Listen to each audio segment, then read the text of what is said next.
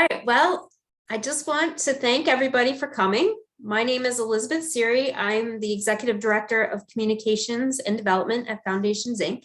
And I want to thank you all for joining us for one of our Beyond School Hours National Education Conference follow-up webinars, or preview webinars, as we might want to start thinking now that it's almost October and we're looking forward to our conference again in February.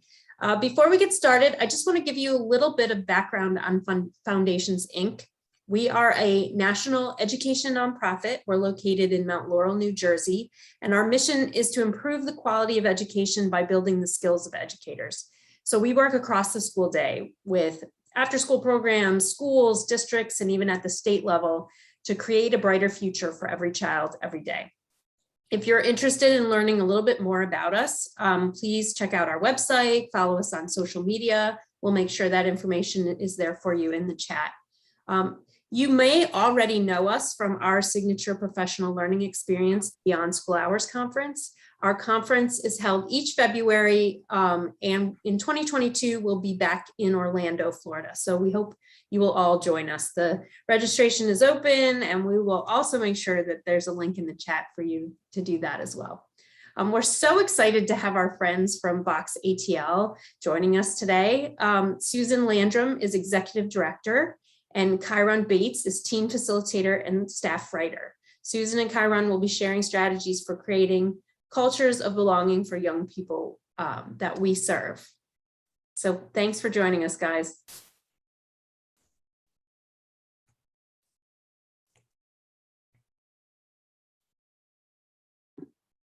Chiron, take it away. Oh. Sorry. Hi, I'm Chiron, 19, and I use he, they pronouns, and I'm in Atlanta. And so we're going to do a go-around question. And so a go-around question kind of serves as a level playing field, open entry kind of question for everyone to get to know one another. So again, it goes name, pronouns. You can add your age if you want, but you don't have to. Your location, and the go-around question is, what texture is your aura? Bit strange, bit of a thinker, but I believe in all of you. So again, Chiron, he, they, Atlanta, 19, and I would like to think of my aura as feeling like corduroy. Yeah, and I am going to pass it to Susan. So y'all, we invite you to put your response to this in the chat. I see Elizabeth joined in with cotton candy. Paula is a cozy blanket. I'm loving this. And then, of course, we will ask a couple people to take themselves off mute and share out loud if they so wish. So thank you, Chiron, for getting us started. I'm Susan. I am 39, she, her pronouns. I'm in Atlanta.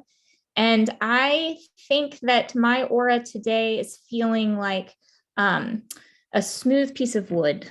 I'm going to go with that. And I will pass to Rachel. Hi, y'all. It's great to see you and be here. I'm Rachel, and I use she, her pronouns. Because I work at Vox, I'll also share that I'm 52, because that's part of the rhythm of joining in our organization. And I dropped in the chat, I think mine must be like a jersey knit, like a soft t-shirt. So in our organization, we try to be as much in a circle as we can, even if we're on Zoom. And we often pass to the person next to us. Because we're in a different space today, I'll go ahead and just open it up to, I think Susan said, I want to hear from a couple of you. So who'd like to take yourself off mute and share?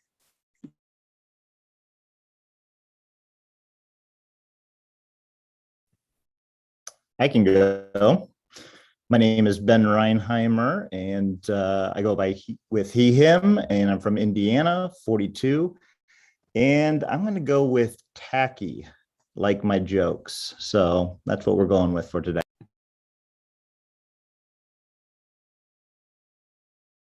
That's right. I got to pass it to somebody, don't I? See, first one I'm coming to there is Jonathan Tucker. Would you be ready to go? Hey, y'all. Yeah, I can go. I was just about to type it in the chat. Hi, Jonathan B. Tucker. I use he, they pronouns, based in Washington, D.C. at a public charter school. My aura, today's been a bit stressful, so I'm gonna say it's spiky. Come see me upstairs real quick. All right, give me a minute to finish doing this room. Let's see, who can I pass it on to? Chiron? That's me. I'm Chiron. I already went, but I will read off. Oh, my bad. Sorry. Oh, you're totally good. I will read off some more from the chat. So Kelly, she, her is from Barrow, Kentucky, and Cotton Ball. Ben, he, him, Indiana, 42. It just went, hi, Ben. Hi again. Marquetta, she, her, California, and a warm blanket. Thank you guys so much for all of your answers.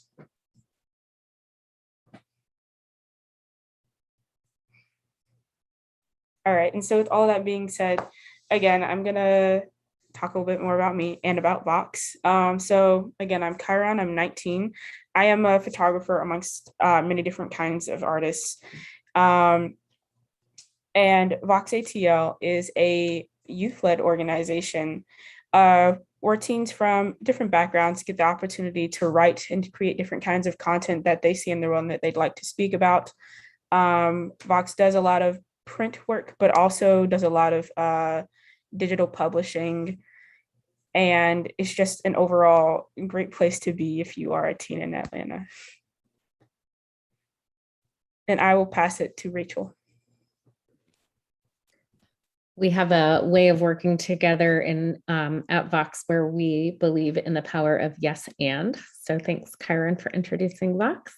So yes to all of that. And we believe firmly in power sharing and youth adult partnerships and the power of coming together with various experiences and expertise to make the community stronger as a result.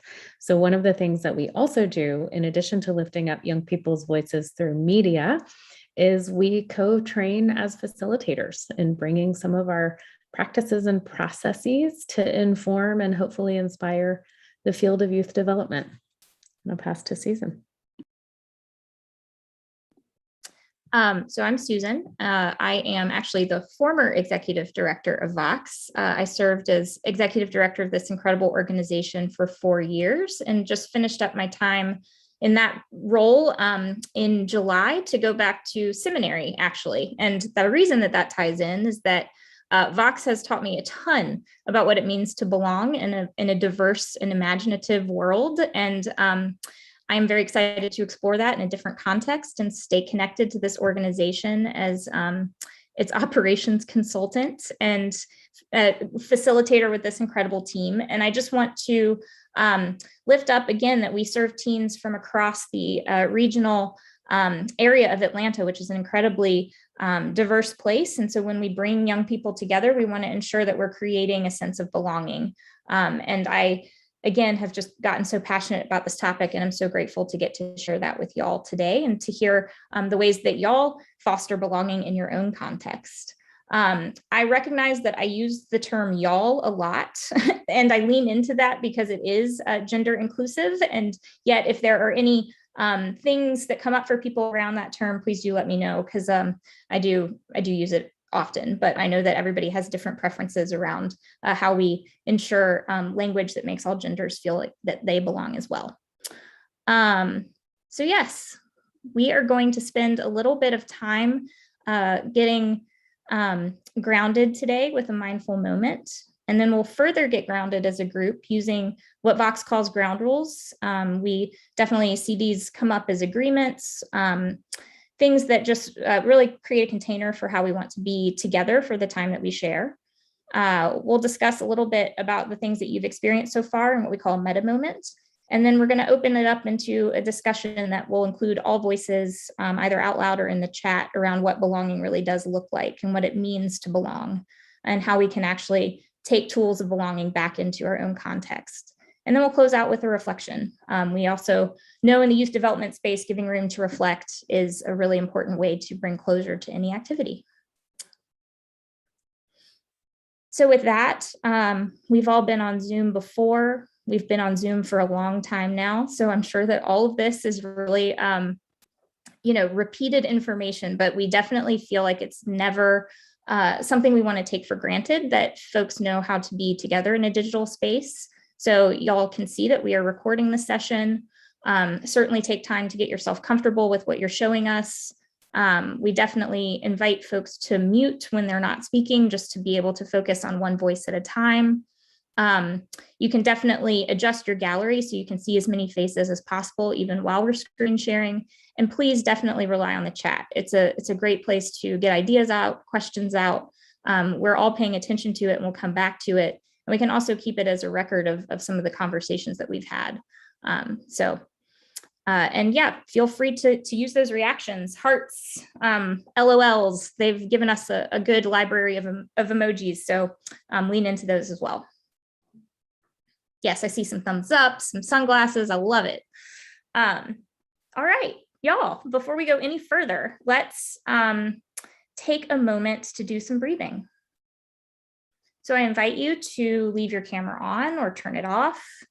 I invite you to get comfortable in your seat, if your feet are touching the floor, maybe just root down into the floor with your feet, ground your body. If you leave your eyes open, which is always an option, maybe soften your gaze. Roll your shoulders down. We get really cramped up in our shoulders and our backs throughout the day.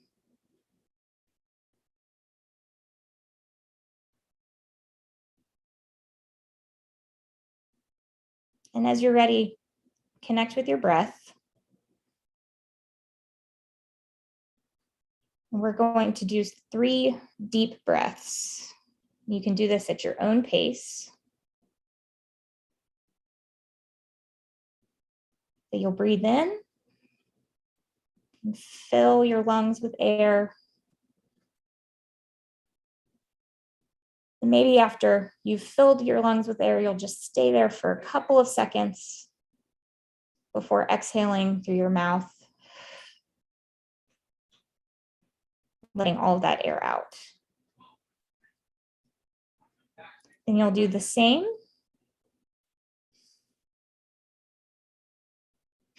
This time, maybe exhale through your nose when you're ready.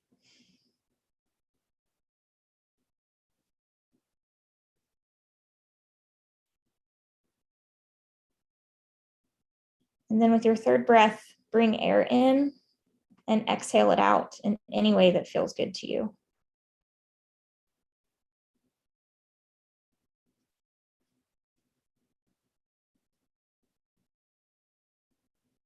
And whenever you are ready, you can come back to the space.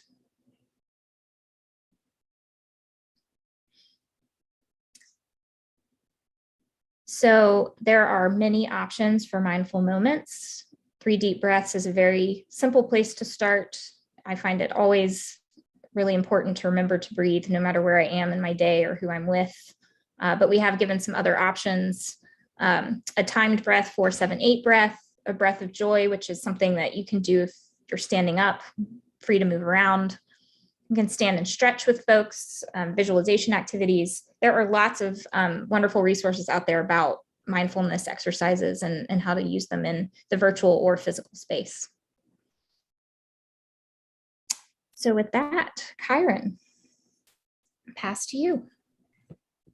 Hi. Okay, so yes, we are going to be doing ground rules now. And so for us, ground rules are just a way to make sure that everyone feels safe in the space that we are all occupying right now, being this Zoom call, and beyond, wherever you work with anyone that you see here. So we do ground rules. Sorry, I'm talking way too fast.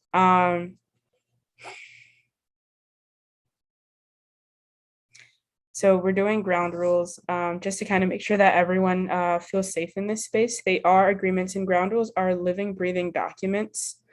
So that means anything that you put on them, you can add to them, change something if you wish, to kind of fit how you are feeling in this space. So you can always come back to them and add on. We're going to drop a link in the chat to the Jamboard for ground rules. Yeah.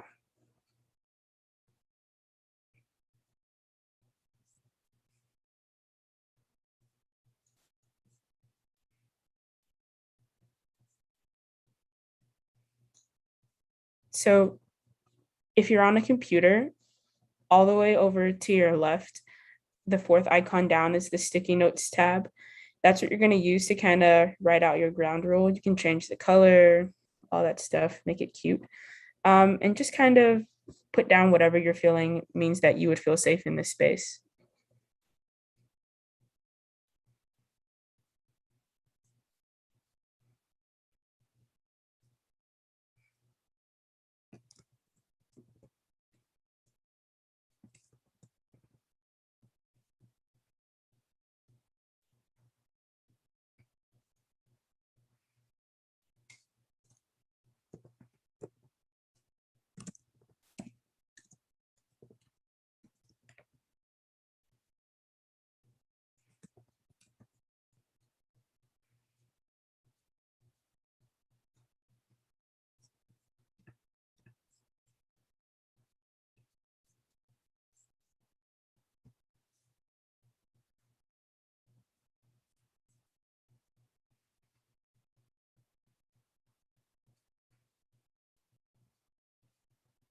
Did that happen for anyone else? I was just like, what happened? Well, I'm glad the High School Musical rule just popped up because clearly we're all in this together. I'm going to refresh my screen and see what's going on here. Can you share a little bit while I do that about, it looks like you or somebody else may have put up some Vox staples. I'm wondering if you want to share one as well. I check myself. Some Vox staples. So the High School Musical rule is one that is circulates Vox often. And it basically just means that we're all in this together, like in the song, we're all in this, you know the song, or maybe you don't, but you'll not. I'm sorry, I love that the sticky note's just changing. You're welcome. Oh, what an ominous way to communicate. I wonder if maybe the clear frame button up here maybe got I think so, because everything is gone. Yeah. But you know what? There were some really great things on there. So why don't we give ourselves a couple more minutes to live into that High School Musical ground rule. And what that means to us is like, we know that we're all in this together. Sometimes things happen and we have to recover. Sometimes technology glitches. Sometimes we could just feel really alone in something. But if we remember this ground rule, it's really helped out our staff of teens and adults together. One ground rule that I saw before, the board was magically cleared was room to be courteous. So if anyone, if someone wants to elaborate on that, you totally can. I liked it a lot. What does it mean to you?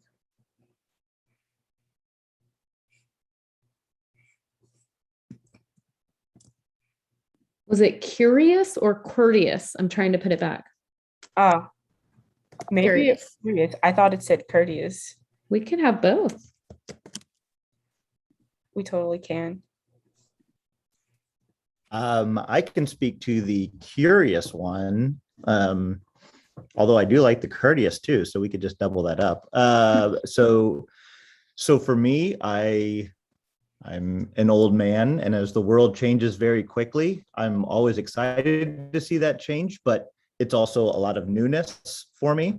So for the chance for me to be curious because I don't understand or know it all, and to ask those questions, I try to ask those questions in hopefully a non-offensive way, but I hope people understand too that those questions are not out of disagreement, but more out of that curiosity of wanting and needing to know more. So that's why I put that.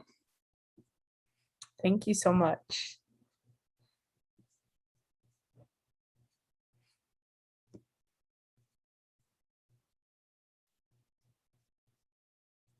We're gonna give it about another minute or so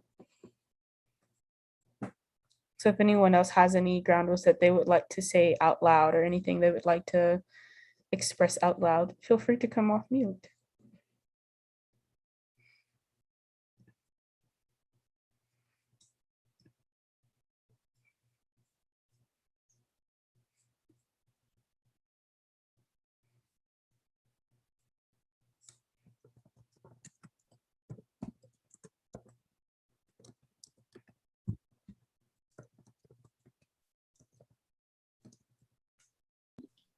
I see another Vox classic.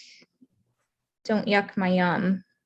Is there anybody want to take themselves off mute to talk a little bit about that one?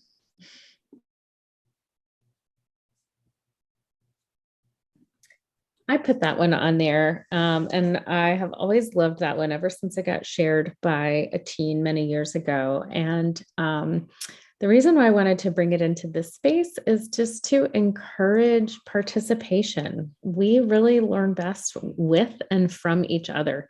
And I know that y'all have a lot of wisdom to share, and we want to hear from your experiences too. So knowing that no one's going to yuck your experience if something is working for you, or if you have a curiosity about something, nobody's going to put it down. Thank you. Thank you so much, Rachel. Sorry, I'm loving the ever-changing sticky note. Who is Danny Phantom? The Danny Phantom rule just means don't go ghost. The reference is the cartoon Danny Phantom. His whole thing was becoming a ghost in order to fight ghosts, and it was just don't go ghost. I hope that answers your question. I love that so much, because when we invite participants in a community to share their affirmations or their rules or their requests in their own language, and then we get curious about it and we're like, can you share what that means? I don't know about y'all, but it really helps me feel like my voice matters in a place and like I do belong. So I appreciate the ask and the answer. It also makes me think about how, we're talking about a culture of belonging, and how each organization or each place has a unique culture. And some of these things, like ground rules that we always use at Vox, if there are new teens or new adults coming into our space, like Rachel said, taking the time to really translate into like what those things are, what those practices are, what those words mean, what acronyms mean. That is a place of belonging for folks. And so I appreciate that that's been lifted up, and it's, would love for y'all to think about those things in your own context that you might need to translate for new people as they come in. So the beauty of ground rules is that they are always available to be revisited, to be tweaked, to be referenced, and they are a living, breathing document. And so this Jamboard will live in perpetuity, and you can revisit it at any time and borrow some ground rules for other events, or if there's something that comes up for you today, feel free to come back and put a sticky note down.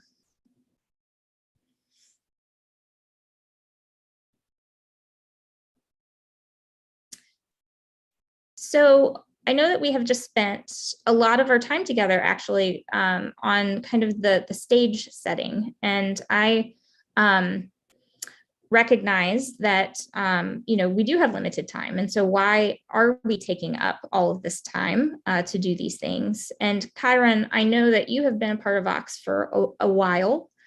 You've done a number of go rounds. You've set ground rules multiple times. And I just wanted to hear from you, from your perspective, why it is important that we do this every single time. I think it's so important that we do these things every time, because it sets a sense of routine in the Vox space, something that you can always expect. Yeah.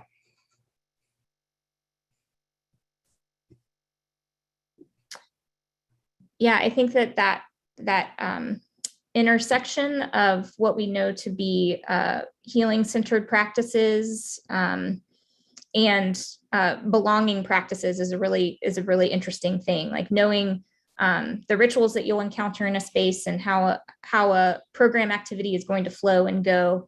That also fosters a sense of belonging. No surprises is a good thing. Rachel, you have been a member of the Vox team for a while, from the beginning. And I'm wondering, from a staff perspective, what comes up for you around this question of why do we do these things even when teens aren't in the room? I think the idea of creating and maintaining a culture of belonging is just critical for all stakeholders. So I love that we do this at our staff meetings. Our staff has to feel like they are in a place where they belong and where their voices matter. We do this at board meetings. So grounding ourselves in introductions and answering questions about what kind of ice cream you would be or what your entry song would be helps us get to know each other, so we're accountable to each other as real people with relationships, and helps everybody feel like their voice truly matters. Another way of saying it is that they've got stake in the game. But yeah, that they belong in the organization, and that their voice and therefore their work, their contributions, and their impact really matter. Everybody wants to know that they are significant and valued. And so doing this at all levels of the organization has made a real difference for us, and creating a community that has made a 28-year-old nonprofit organization continue to evolve over time. Yes, I could not agree more. And also will say that I think the last year and a half has taught us that the importance of slowing down and caring for each other and seeing each other as whole people, that when we feel that we belong, we can show up in ways that do that for each other. And I just want to say, from my vantage point as a manager and supporter of a team, the sense of belonging has become even more important. So with that, I think that we will move into a very quick look at a definition of belonging, and then really want to have a conversation with y'all, because that's what we've come here to do, is to talk about what belonging looks like in multiple ways. So I have spent a little bit of time looking at a lot of different definitions of belonging, and really liked this one, which is from Cornell University's Diversity and Inclusion Initiative. Does somebody want to take themselves off mute and read this out loud? I'll read it. Belonging is the feeling of security and support when there is a sense of acceptance, inclusion, and identity for a member of a certain group. Thank you. Is it Shantella? Yes, Shantella. Appreciate hearing your voice. Thank you. You're welcome. Does anything stand out about this definition for anyone? You can put it in the chat or say it out loud. I was thinking acceptance. Because first of all, belonging somewhere, you actually have to feel accepted anywhere you go. You know, like if you don't feel accepted, then you're just gonna feel out of place. So acceptance is what stood out to me. I love that. Acceptance is the starting place for sure. Something that stood out for me was the definition of it as a feeling. And it made me think that in addition to being a feeling, belonging can also be an actual tangible physical thing sometimes, not necessarily physical, but like, you know, belonging can be an actual thing, whether or not I feel it. But yeah, I don't know. It made me think about that a little bit. Right. Like, Jonathan, for me, that brings up this idea that there are there are tangible things that we can do to support or foster a sense of belonging, and also recognize that it is a feeling. So it's the yes and the art and the science of this very unique feeling that we are trying to grow. I see inclusion is big to me. The sense of security is big. Security and safety. Kyron says inclusion, I think of it as a quilt. Kyron, do you want to say a little bit more about that? Yes. So what I mean by I think of it as a quilt is like each person is like a patch, and just kind of woven together by experience and moments you spend together. So it's kind of like a quilt. And I think there are different quilts that are connected by different pieces, which I think is kind of cool if you close your eyes and think about it a little bit. But yeah. I love it. I love a good metaphor. um, so I offer this as one definition of belonging. There are many out there. And I appreciated that this offers up that that starting place of it being a feeling, as well as components of that feeling. And with that, I would really love for us to think about belonging in three different areas of our work. So the first is our program and our programmatic practices. And we're going to take a second to, again, use our sticky notes to put some ideas down on a Jamboard that we'll share out with everybody afterwards so that you can have access to the wisdom in this space, in this room. But I'm curious to hear what are the things that we do to make one another feel like we belong in our programming. I think that we've shown y'all, demonstrated some rituals at Vox that work for us. I do believe things like warm welcomes, go rounds, ground rules, those are vital to a sense of belonging. And I can see people starting to already put stickies in, but we'll take a couple of minutes and then debrief here for a little bit, lift up some themes.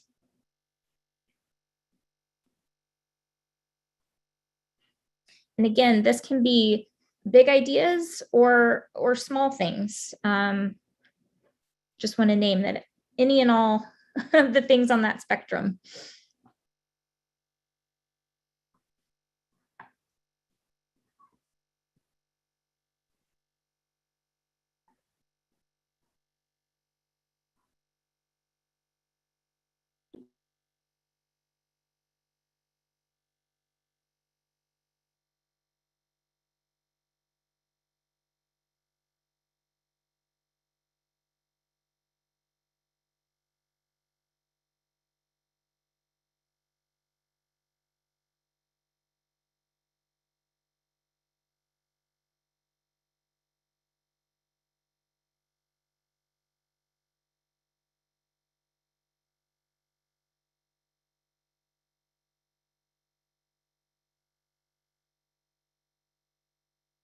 We'll take one more minute here.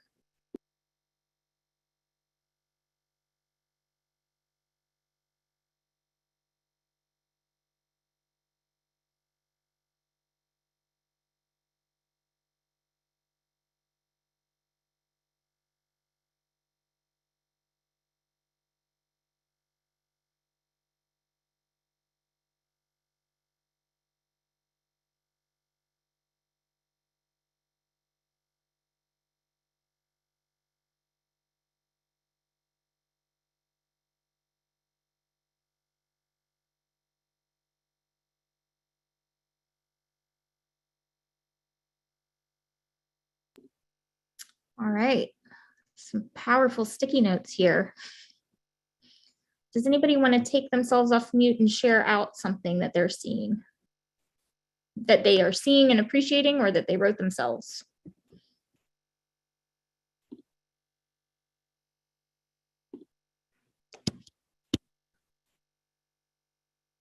Maybe we could even just start with the fact that everybody has input, and whether it's your own words on a sticky note and a digital tool, or your words on the wall of a physical space, literally adding your voice to a collective helps folks feel like they belong.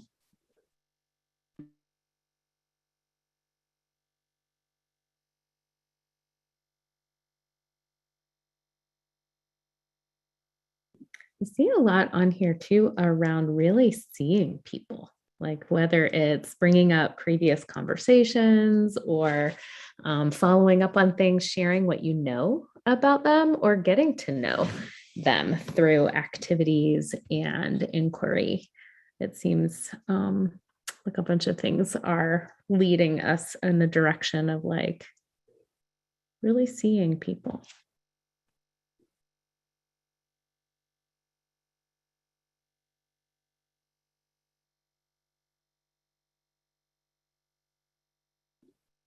I'm struck by how there are some things on here that are what some folks might think of as simple, right? Like using people's names, asking how to pronounce people's names, warm welcomes. And yet these are things that we don't always encounter in other parts of our lives or the world. And so just really recognizing how much those things really matter and how far they can go in creating a feeling and a sense of belonging.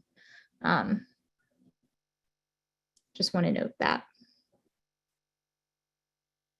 Gosh, I love that somebody just wrote saying goodbye, like acknowledging when somebody is leaving the space, and whatever that looks like. We talk about closings to our activities as being as important as openings. But God, you know, when you leave for the day, if nobody noticed that you left, how can you feel like you belong? I love that. Thanks for pointing that out.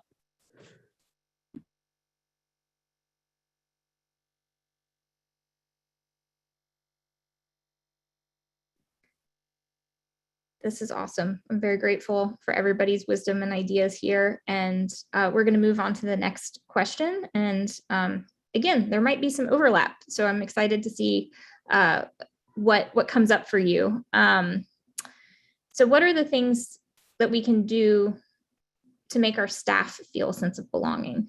We spoke a little bit about this earlier, but this idea that the adults that work with youth need to feel a sense of belonging just as much as the youth that we serve. And so what does that look like? I certainly know for us at Vox, celebrations of work anniversaries goes a long way. Birthdays, we have our own birthday routines.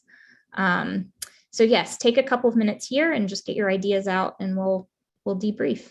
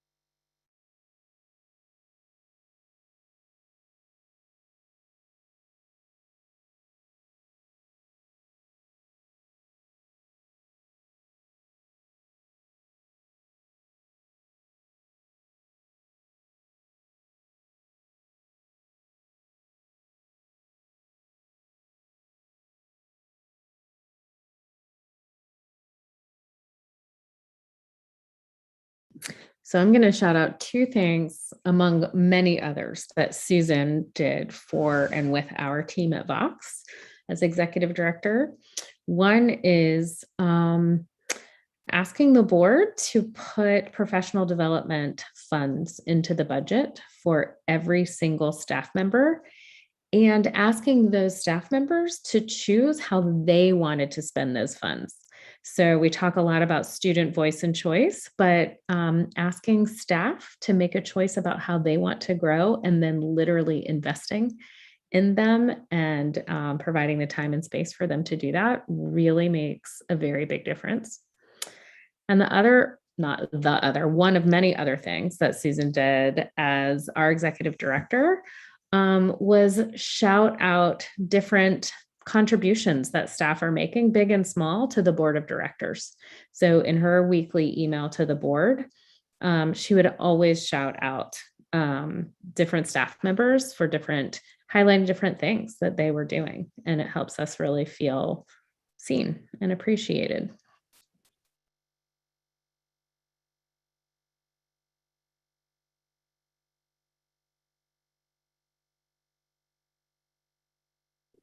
Well, thanks, Rachel. Would anyone like to take themselves off mute and share something that's coming up for them looking at this?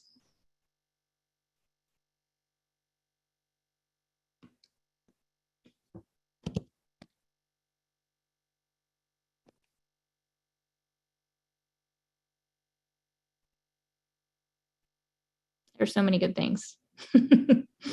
And I say, I don't know whose organization went hatchet throwing together, but I love that. That sounds so fun. Agreed. Having fun together is really, really important. I also wanted to point out respecting boundaries and clear expectations. So this idea of really understanding, I mean, those are related but different things, but boundaries that people have different needs, and work-life balance is important. Those are just some of the things that come up for me when I'm thinking about boundaries in the workplace. And then clear expectations, knowing what it looks like to feel successful or to work towards a goal together. I think that a clear sense of purpose is huge to our sense of belonging.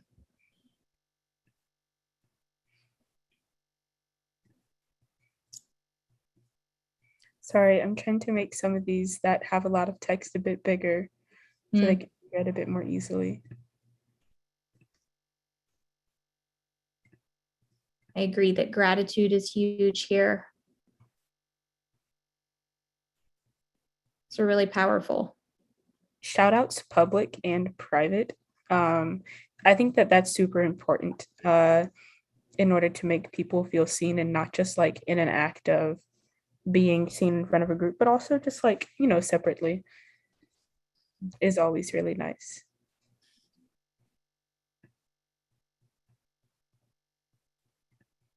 This is awesome. Again, we can come back to any of these things for ideas for ourselves or organizations. I think for the interest of time, we're going to move on to the last question. What are the policies, practices, and places that a commitment to belonging can be made more explicit? There's a little bit of an extra word in there. So I thought about Vox and how to create a culture of belonging also means sometimes to put things into official places, into writing, into personnel policies, or into bylaws for the board, so that these things that we do to create a sense of belonging are protected. So this, we can spend a couple of minutes here, but if there's anything that comes up for y'all around places that you might want to make an explicit commitment to belonging. Vox is an example. This is just a quick example. We have teens that serve on our board of directors with in full membership alongside adults. And that is something that has been carefully crafted into our board bylaws. So it's something that is protected and will live into the culture of the organization in that way. So that's just one thing that comes to mind for us. If y'all would like to take a couple seconds here.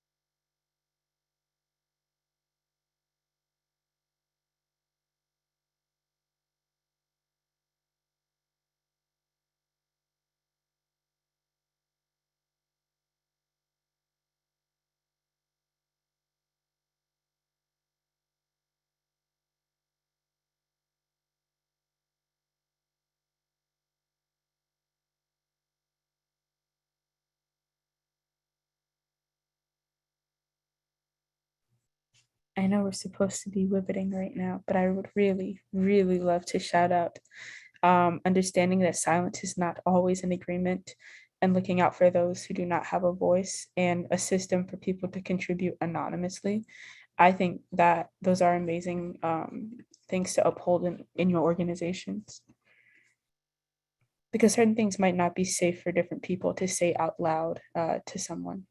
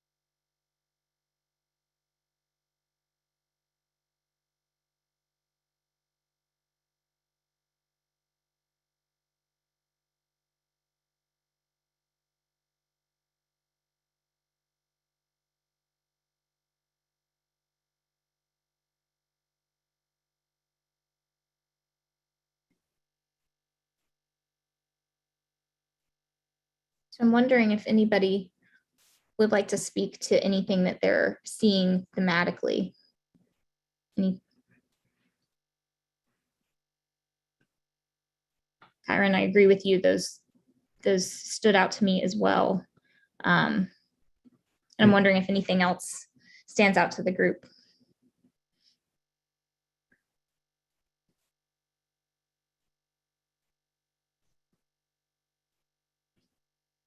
Rachel's getting a thought out.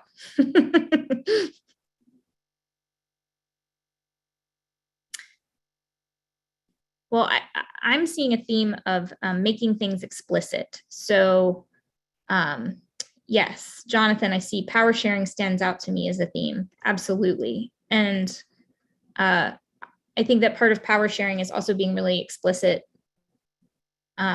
around how decisions are made, who's making those decisions, who is invited at the table to make those decisions, and making that table as wide as possible.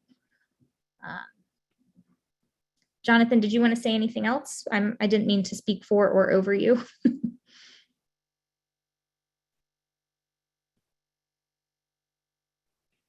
No, thanks.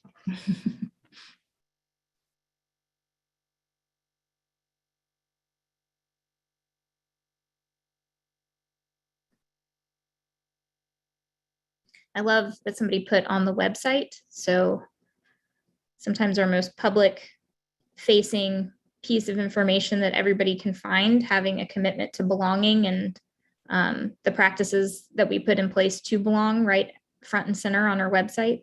It's powerful. I wrote down something, and it is the revamping of our Vox philosophies to include practices that are relevant to our current day-to-day, which kind of just means acknowledging where we can better ourselves in our current climate. The Vox philosophies are something that Vox teens and adults abide by, every time we participate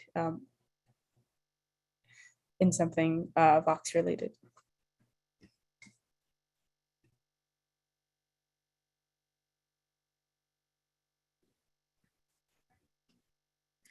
Yeah, Kyron, I appreciate that so much. And I think that there's something to be said for having philosophies and values documented as a part of our strategic plans, as a part of the overall culture of the organization, and clearly defining what that culture is. I appreciate that somebody lifted up that this question is harder than the last. We all had lots of ideas for practices, but actually making them explicit is harder. Ben, I see your hand. Yeah, can I throw a curiosity / question as I'm processing belonging even in some of the work that I'm doing?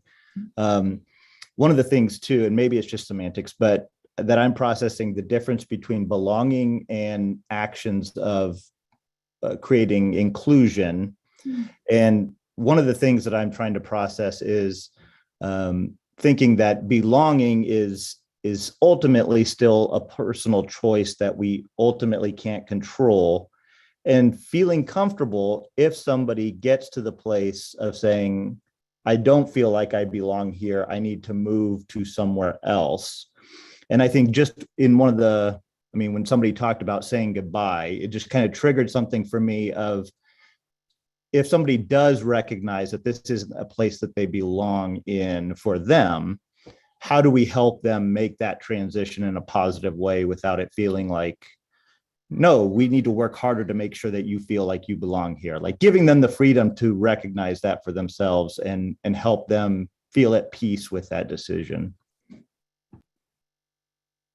Ben, I'm so glad you brought that up. First of all, I'll just acknowledge I have no clear-cut hard answers to your question, but it's something that I think a lot about too, like this idea of belonging as a two-way street, that there are things that we do as organizations to include and to make sure that as many folks feel that they belong as possible, and making clear what our organizational expectations and practices are around that. And to your point, what does a healthy goodbye look like? What does it mean for an organization to not lose sight of its own purpose or its own vision? I think that that's an incredibly valuable tension point, and would love to talk more about that offline with you or just brainstorm. But I think that is a component of belonging. That belonging also means that an organization has its own identity, and it doesn't lose sight of that, because we can't be all things to all people. And I think that's a really valuable point. There is a lot coming up for me around healthy transitions and healthy goodbyes and healing-centered practices and restorative justice. Those are frameworks that I'm wondering if I offer up as starting places. Does anybody else have any thoughts about that before we move into our close? I think that's a really powerful place to end this part of the conversation. For me, I think it's around the intersection of buy-in and transparency. So where everybody has a voice in decision-making and in the culture setting and the ground rules. And if we honor that transparency along with the respect for voice and choice, then opting out for any particular reason shouldn't be considered shameful or needing to leave just in the course of a day. Like, goodbyes could be, I got to go for now because my ride's here, or I got to catch the bus, or it could be, I need to focus on bringing my grades up, or I got to get a job and I don't have time for this. Or it could be, I know myself and my values or my interests don't lie here. And all of those things, if we truly believe in like, don't yuck my yum, then a person's choice should automatically be honored because we've communicated those values with transparency.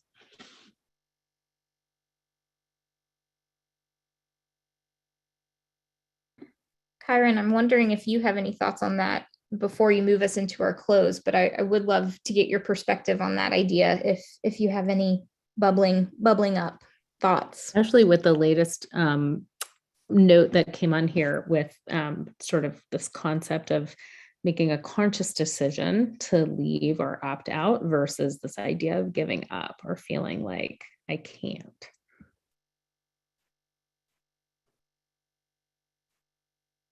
I'm sorry, I was dealing with something a little off screen.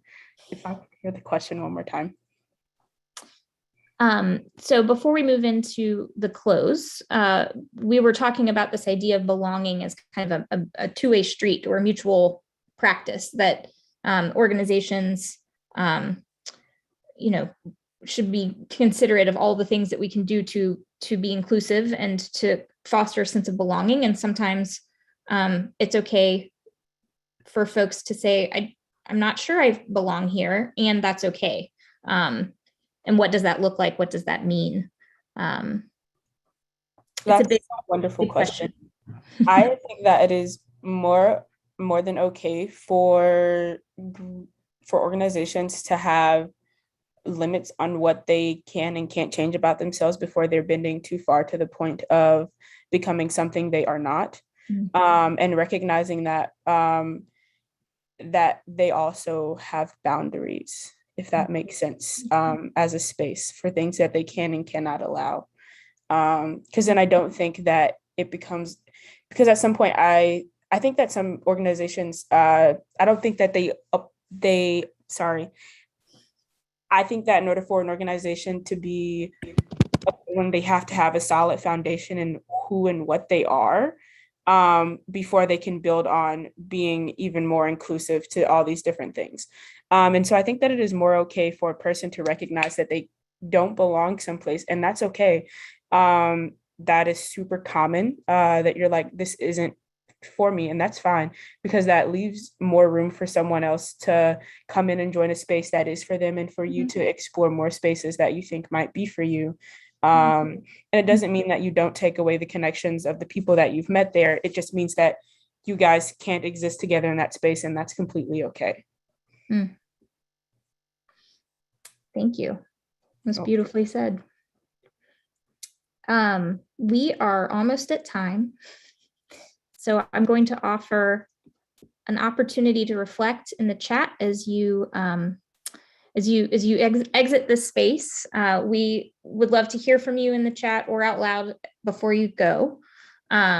Maybe something that you'd like to stop doing as a result of the things you've heard today, start doing to foster a greater sense of belonging, or one thing that you're already doing that you're committed to continuing. Again, you can put that in the chat or take yourself off mute and say it out loud. And I just want to say, before I pass to my co-facilitators, thank you so much for joining us this afternoon. This has been an incredibly rich conversation. Kyron, any last words? Oops. I'm not too sure I have any last words, but I may come up with some as I continue thinking.